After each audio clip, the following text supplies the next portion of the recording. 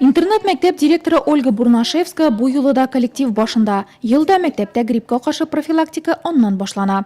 Грипп һәм кискен респиратор вируслы авырулар буенча мәгариф учреждениеләре хезмәткәрләре куркыныч төркемгә кергәнгә безнең мәктәптә ел сайын гриппка каршы вакциналаштыру уза. Ул медицина каршылыклары булмаган олыларга һәм балаларга ясала.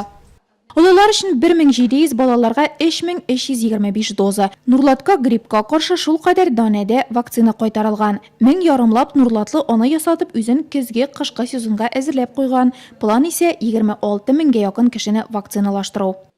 Нормально хис итәм үземне, как говорится, ел буена чирләмичә үтеп китә минем вакытым. Шуның белән ел сайын тырышам инде ясарга прививканы, как говорится, потому что үзебезнең өчен, үзебезнең исәнлек өчен. Без гел балалар белән эшләгәч, гел алар белән контактта булгач, шуның белән тырышабыз ясарга инде.